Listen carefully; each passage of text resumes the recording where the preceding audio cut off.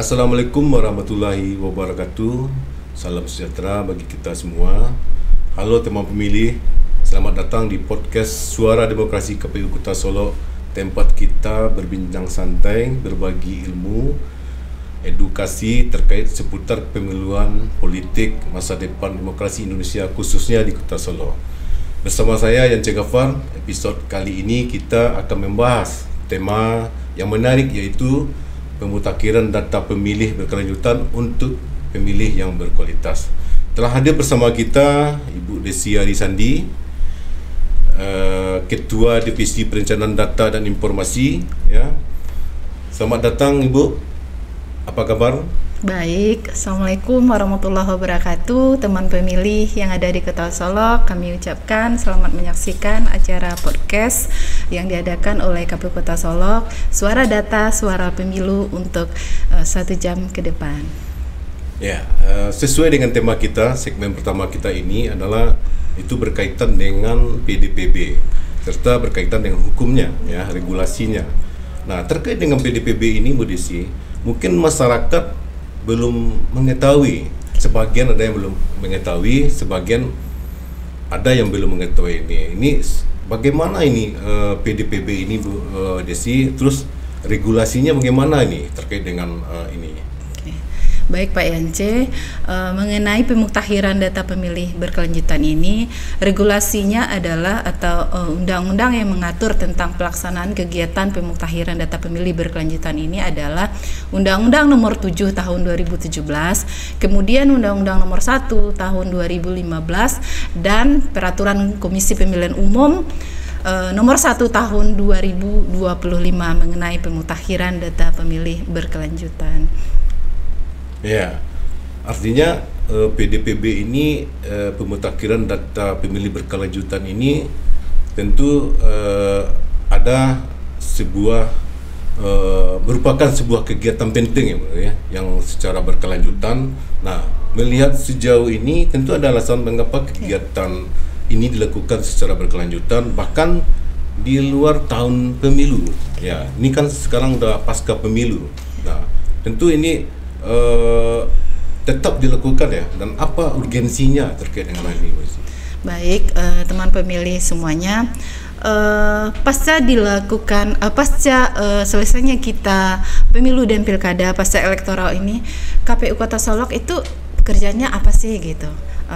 Apakah hanya sekali 5 tahun? Nah, setelah itu tidak ada lagi yang dikerjakan oleh KPU Kota Solok. Nah, itu. Nah, teman pemilih semuanya, kita ini saat ini tengah dihadapkan atau tengah mengerjakan kegiatan yaitu pemutakhiran data pemilih berkelanjutan. Nah, kenapa dari sekarang itu kita sudah mulai melakukan pemutakhiran data pemilih berkelanjutan, sementara pemilu itu masih lama. Nah, pemilu itu masih lama ini di luar tahapan pemilu. Nah, kenapa dari sekarang itu KPU melakukan kegiatan ini? Nah, itu. Nah, kami cerita di awalnya dulu, kami uraikan bahwasanya KPU Kota Solok ini memperoleh data dari KPU RI melalui KPU Provinsi Sumatera Barat.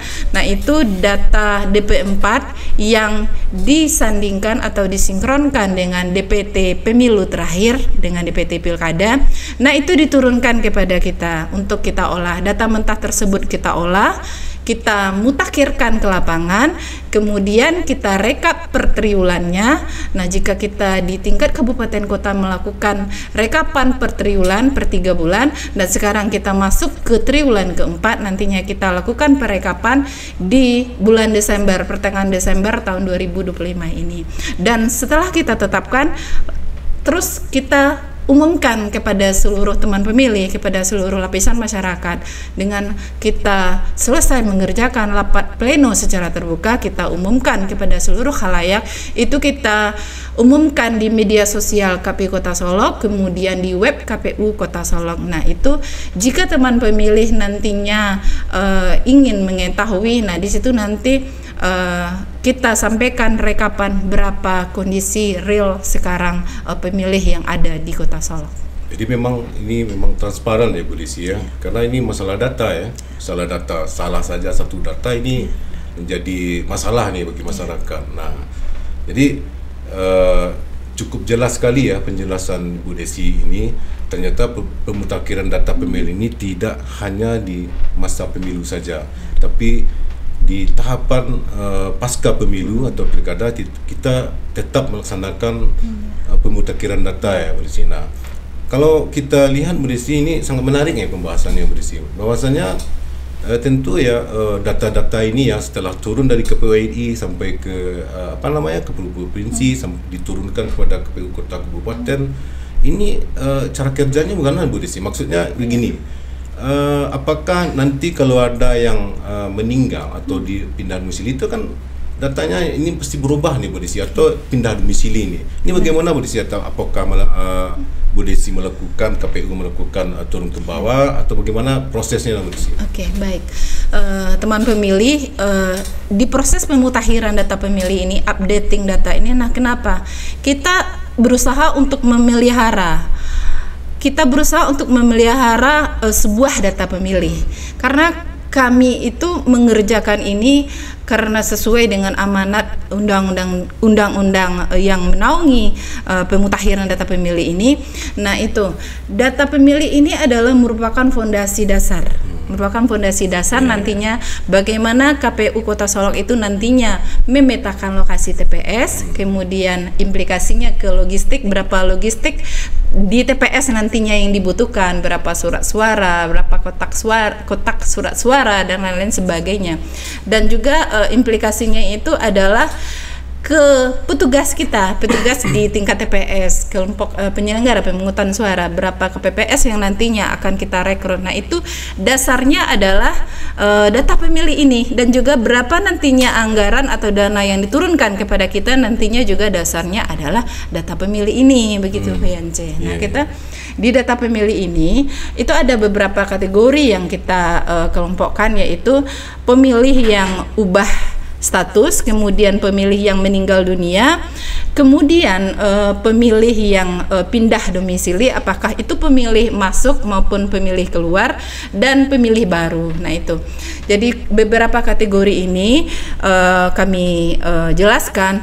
Bagi yang ubah ini, pemilih ubah ini adalah elemen datanya berubah. Misalnya sebelumnya dia IYD namanya, misalnya saya misalnya Desi, DESSY, jadi dirubah misalnya S-nya satu aja, jadi Desi. Nah, itu terdeteksi juga saya melakukan ubah data, gitu Pak Yance. Kemudian yang pindah masuk dan pindah keluar ke Kota Solok, nah itu pindah domisili. Nah, itu kita update juga berapa yang masuk, berapa yang keluar, apakah sudah sesuai, begitu. Nah, kita update juga. Kemudian yang pemilih baru. Nah, pemilih baru ini tidak hanya yang berusia 17 tahun. Pemilih baru ini juga termasuk yang TNI Polri yang sudah pernah tugas. Nah, itu juga termasuk kepada pemilih baru kita atau pemilih pemula kita. Kalau 17 tahun itu jelas, itu sudah pasti itu mereka baru perdana ikut memilih.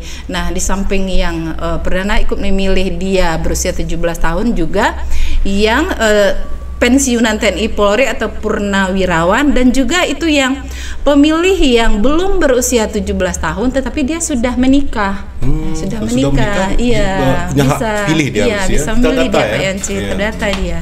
Dia punya hak, karena salah satu persyaratan sebagai pemilih itu adalah yang berusia 17 tahun atau sudah pernah kawin atau sudah menikah. Nah, berarti itu didasarkan KTP ya Bu Desi, ya. Iya. Kalau sudah menikah itu punya hak pilih. Benar. Dan kita data itu ya Bu Desi. Iya, dan juga kita bekerja ini Pak Yance secara de jure. De jure berarti pedomannya adalah KTPL terbaru. Oh ya. Iya. Jadi kita tidak de facto, kita de jure bekerja ini. Nah, ini gimana kalau kasusnya begini Bu Desi? Kan ada juga nih informasi berseliweran ya. Berseliweran di tengah masyarakat. Misalnya dia KTP-nya di Kota Solok, salah satu di kelurahan A misalnya. Lalu dia tinggal domisilinya di daerah kabupaten sana. Apakah nih mau punya hak suara dia Bu Desi? Gimana nih Bu Desi? Kan banyak kejadian-kejadian. Nah, sementara pantali atau tidak menemui orang ini, Bu Desi. Ya, apakah dia punya hak pilih? Ya, silakan Bu Desi. Baik, kita bekerja ini sistemnya adalah secara de jure atau secara dokumen kependudukan, di mana pemilih tersebut berdokumen kependudukan di mana. Jadi saat data diturunkan ke kita oleh Kemendagri kepada KPU dan oleh KPU kepada kita kabupaten kota melalui KPU provinsi, nah itu diturunkan kembali kita, oh si A si B ini dia ber-KTPL di Kota Solok misalnya. Nah, berpedoman itu saja, kita tidak melakukan de facto benar tidak dia berada di kelurahan yang di Kota Solok, tidak, karena kita memakai de jure. Jadi pedoman kita itu Pak Yanci adalah KTPL terbaru mereka. Jadi menarik sekali nih Bu Desi ya. Jadi ternyata ya pemutakhiran data pemilih ini berkelanjutan ini tidak hanya menjadi tanggung jawab menjelang pemilu saja, tetapi juga berlangsung terus-menerus ya Bu Desi, agar data ini valid dan mutakhir. Nah, berbicara pemutakhiran data tentu ada mekanisme ya. Tadi sudah juga disampaikan Bu Desi dan langkah-langkah teknis di lapangan. Nah, barangkali ini Bu Desi, kalau kita lihat tadi kan sepanjang Bu Desi sampaikan tadi ya, itu kan ada data turun ini kita melakukan TNI Polri alih status dan domisili. Apakah KPU Kota Solok melalui Divisi Perencanaan Data Informasi ini ada juga koordinasinya Bu Desi, misalnya ada koordinasi enggak? Misalnya tentu tidak mungkin ya karena tanpa ada dukungan yang lain. Bagaimana koordinasinya Bu Desi? Bisa kita mengetahui TNI ini udah pensiun atau purnawirawan ya, tidak aktif atau gimana lagi, atau anak-anak sekolah yang berumur 17 ini gimana Bu Desi? Benar. Nah ini di samping kita bekerja karena secara teknisnya kita yang mengolah data ini, data yang diturunkan kepada kita olah. Nah itu kita juga koordinasi dengan seluruh stakeholder terkait. Beberapa stakeholder yang kita koordinasikan terkait hal PDPB ini adalah diantaranya yang pertama itu Badan Pengawas Pemilu Kota Solok, itu Bawaslu ya? Kita Nah Pak Yanci, itu dengan Bawaslu kita lakukan koordinasi terkait hal data pemilih ini. Nanti Bawaslu juga menyampaikan kepada kita mana-mana saja mungkin yang alfa kita terhadap pemilih yang belum masuk ke dalam pendataan kita. Nah nanti Bawaslu menyampaikan kepada kita, dan itu kita terima. Tentu saja catatannya adalah sepanjang Bawaslu dapat menyampaikan juga bukti autentik dari hal yang mereka sampaikan, dan juga kita lakukan koordinasi itu dengan Kementerian Agama, dengan Kemenak. Dengan Kemenak itu kita melakukan koordinasi adalah mereka itu menaungi madrasah aliyah dan pondok pesantren. Kemenak itu adalah sasaran kita adalah pemilih yang berusia 17 tahun. Jadi yang pemilih yang siswa-siswi MAN dan pondok pesantren, nah itu kita data. Dan kemudian dengan cabang Dinas Pendidikan Solok Raya, itu Capdin wilayah 3, itu kita lakukan juga koordinasi itu sama dengan Kemenak. Itu untuk mereka memberikan data kepada kita meminta data kepada mereka ini terkait dengan pemilih pemula juga, terkait mereka yang berusia 17 tahun juga Pak Yance. Dan Kemenak tadi juga yang tadi itu Pak Yance, yang mereka itu belum berusia 17 tahun tetapi sudah kawin atau sudah menikah. Itu dengan Kemenak juga hubungan kita. Banyak berhubungan juga ya. Seterusnya dengan pihak kepolisian dan dengan Kodim Polres Solok Kota dan Kodim 0309 Solok, itu kita lakukan koordinasi itu terkait dengan pemilih yang sudah bergabung di Korps TNI dan Polri maupun sebaliknya yang sudah purnawirawan tadi Pak Yance, yang sudah purna tugas. Nah itu tentu saja jika sebelumnya mereka berhak memilih nih, pemilih ini dia sudah lulus dan sudah dilantik dan sudah keluar SK-nya, nah itu tentu saja hak pilihnya sudah tidak ada karena mereka sudah menjadi APH, aparat penegak hukum. Dan kemudian bagi yang sebelumnya mereka aktif di TNI dan Polri kemudian sudah pensiun atau purna tugas, nah itu juga berhak sebagai pemilih. Itu kita katakan kategorikan mereka sebagai pemilih baru atau pemilih pemula Pak Anje. Jadi pemilih pemula ini tidak hanya yang berusia 17 tahun, yang purnawirawan atau purna tugas itu juga kategorinya sebagai pemilih pemula. Dan kita koordinasi juga itu dengan lapas, dengan penanggung jawab. Iya, dengan lapas kelas 2B Solok. Nah, kita ada lokasi khusus jika di tahapan pemilu dan pilkada kita ada loksus di lapas kelas 2B Solok. Nah, koordinasi kita ini adalah untuk mendata pendataan pemilih yang sebelumnya mereka menjalankan hukuman di lapas kelas 2B Solok, akan tetapi sampai hari ini mereka sudah keluar, sudah menyelesaikan hukuman atau menjalankan hukumannya di lapas kelas 2B Solok. Nah, itu mereka sudah keluar. Sudah bebas ya? Sudah bebas PNC. Nah, itu terus kita lakukan juga pendataan ya, berarti. Data itu ya, iya, kita data. Jadi tentu saja nanti mereka itu tidak memilih lagi di Loksus nantinya karena mereka sudah berada di luar, jadi sudah keluar dari kalau lapas. Kalau di Loksus di Kota Solo itu di Kalapas itu memang walaupun di daerah kabupaten memang kalau di sini datanya di sini milih ya, Budisi ya? Iya, untuk yang ber-KTPL Kota Solok saja, yang ber-KTPL, catatannya ber-KTPL di Kota Solok. Mereka berhak memilih untuk pilkada kemarin. Kalau untuk pemilu itu beda lagi, tentu saja sesuai dengan dapilnya, Pak Yance.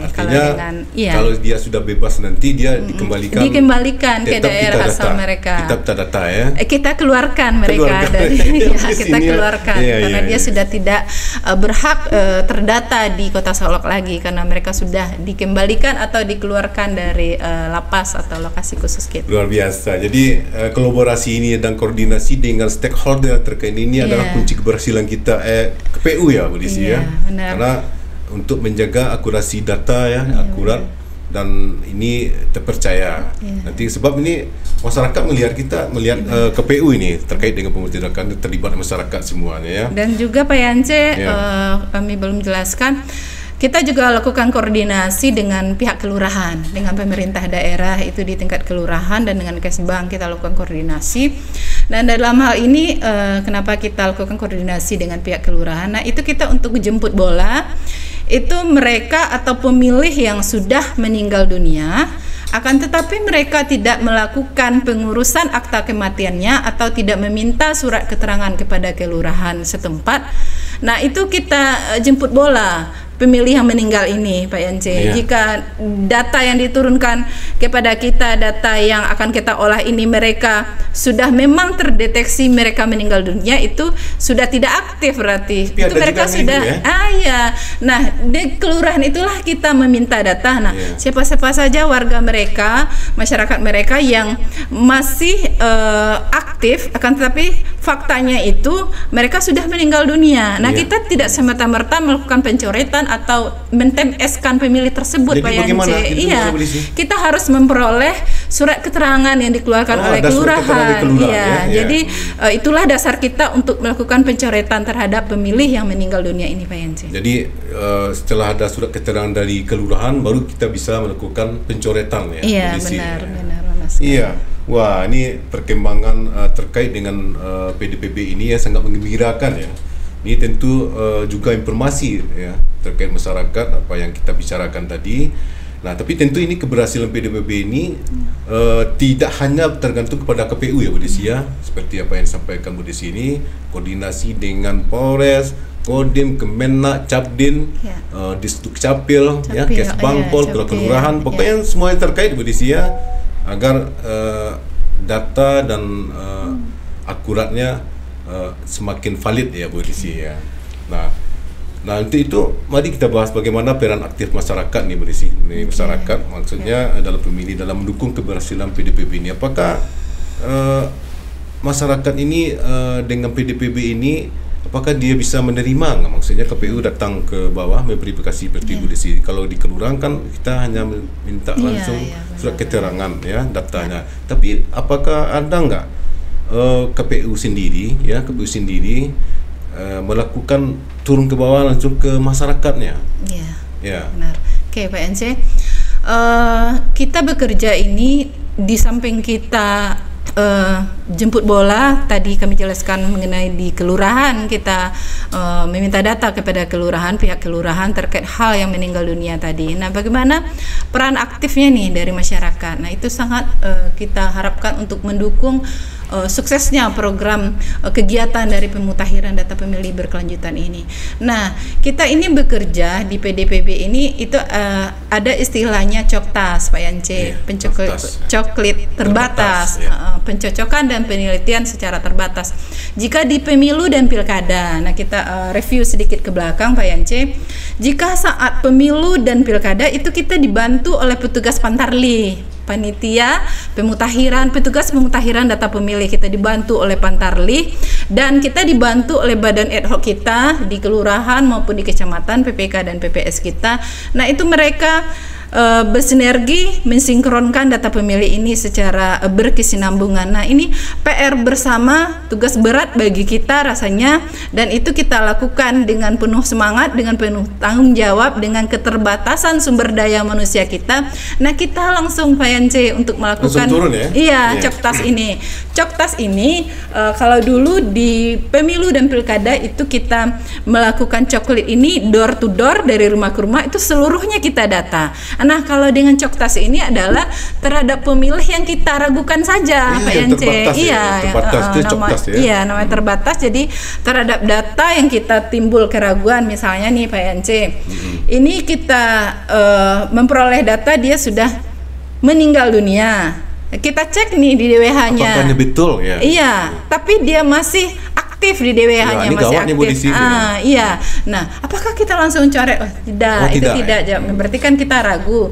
Dia diturunkan, dia sudah meninggal, akan tetapi kita cek di DWH-nya dia masih hidup. Nah, itu kita cari Pak Yance, itu kita lakukan coktas. Verifikasi. Nah, iya, kita verifikasi kembali ke lapangan. Nah, itu sudah kita kerjakan juga, sudah kita laksanakan, dan itu kita bentuk beberapa tim untuk mengerjakan verifikasi ini ke lapangan bersama teman kita Bawaslu Kota Solok sebagai pengawasan melekat kepada KPU Kota Solok. Itu sudah kita update mana yang termutakhir datanya Pak Yance, itu sudah kita perbarui kembali. Alhamdulillah ya, berisi ya, luar biasa KPU Kota Solok ini ya, melalui Ketua Divisi Data Informasi, koordinasi lengkap, kunci kesuksesan data pemilu. Baik, Bu Desi, atas penjelasannya ya, yang sangat lengkap dan inspiratif ya. Sebelum kita tutup perbincangan ini, tentu ada pesan dan kesan ya, menyampaikan pesan atau ajakan kepada masyarakat. Nah, supaya agar ini semakin peduli ya terkait dengan hal ini. Ya, silakan Bu Desi. Oke, terima kasih Pak Yance. Baiklah, di sesi podcast ini kami mengajak seluruh lapisan masyarakat atau kepada seluruh teman pemilih yang ada di Kota Solok untuk mendukung kami mensukseskan kegiatan pemutahiran data pemilih berkelanjutan ini, itu dengan cara lakukan cek DPT online kpu.go.id. Kemudian teman pemilih bisa mengakses melalui media sosial KPU Kota Solok, itu sudah ada scan barcode-nya dan sudah ada formulirnya kita sediakan, teman-teman bisa unduh. Kemudian teman-teman juga bisa datang langsung ke kantor KPU Kota Solok. Kita buka posko terkait hal pemutahiran data pemilih berkelanjutan ini bagi yang anggota keluarganya yang sudah meninggal dunia, kemudian yang belum terdaftar, dan kemudian yang ubah status, itu bisa langsung datang kepada kami, itu akan kami layani, dan tentu saja dengan membawa bukti dukung atau bukti autentik nantinya, dan itu akan kita tindak lanjuti karena kita bekerja tentu saja harus dengan bukti dukung. Dan kepada teman pemilih kami ucapkan selamat mengikuti siaran langsung ini di podcast KPU Kota Solok. Terima kasih banyak atas waktunya Bu Desi dan atas penjelasan yang sangat bermanfaat ini. Semoga masyarakat dengan edukasi melalui podcast ini bisa bermanfaat mengetahui informasi-informasi di KPU Kota Solok yang disampaikan di Bu Desi ini. Nah, mari bersama-sama kita dukung kegiatan PDPB ini atau pemutakhiran data berkelanjutan ini ya, supaya demi mewujudkan daftar pemilih yang akurat, mutakhir dan inklusif. Sampai jumpa di episod berikutnya Suara Demokrasi KPU Kota Solok.